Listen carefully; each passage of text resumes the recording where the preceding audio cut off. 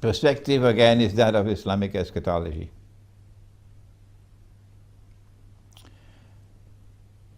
And as a consequence, I must direct attention to the prophecy of Prophet Muhammad, Allah's blessings be upon him, who prophesied an end-time conquest of Constantinople. And that end-time conquest of Constantinople comes after the great war that the Christians call Armageddon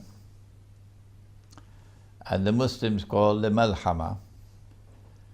And if anyone believes that the Armageddon or the Malhama has already occurred, he should buy a one-way ticket to the moon. No, it has not as yet occurred. It's still to come. And the conquest of Constantinople takes place after that. So Sultan Muhammad Fatih's conquest of Constantinople in 1452 or 53 is not the fulfillment of the prophecy of Prophet Muhammad. The Turkish people, the Bosnian people, the people of Albania and Kosovo and Macedonia and others who have been brainwashed into believing that that is the fulfillment of the prophecy, I tell you, you got homework to do because you've been misled. I ask myself, why would this occur in the end time? What strategic importance can there be in a conquest of Constantinople, prophesied not only in Islamic eschatology but also in Christian eschatology? And Stephen, my answer is, and this is my answer, you don't have to agree with me, is that the conquest of Constantinople has only one military importance.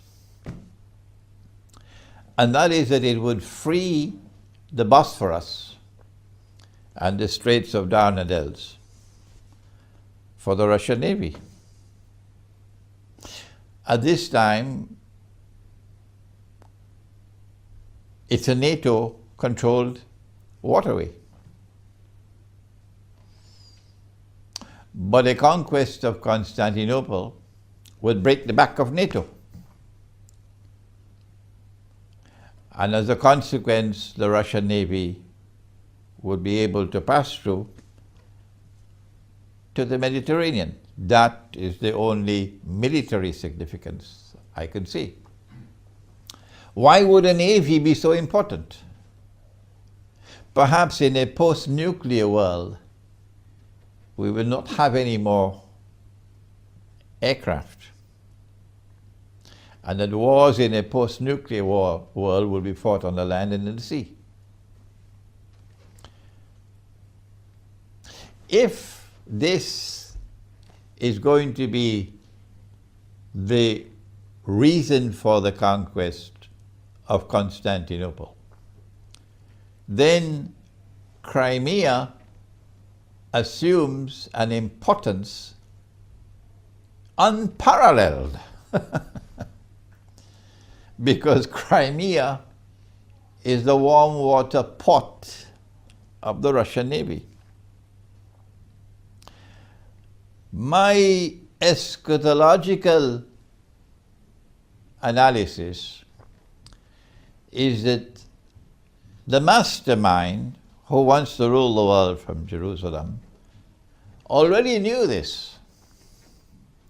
And so he used, and this will come out in my subsequent lectures on Gog and Magog, he used Gog and Magog to empower the Ottoman Empire with a power that could not be destroyed by any Christian army. So when Orthodox Christianity met the Ottoman Empire in the Battle of Kosovo, there was no way at all that the Christian army could ever have been successful. None. Because you're fighting Gog and Magog. You're not fighting Islam. No. It was as a consequence of the success of the Ottoman armies that the Tatar were sent to Crimea. And eventually the Ottoman Empire took Crimea. Ottoman control over Crimea is part of eschatology. It is meant to prepare the way to deny Russia the capacity to pose anything else.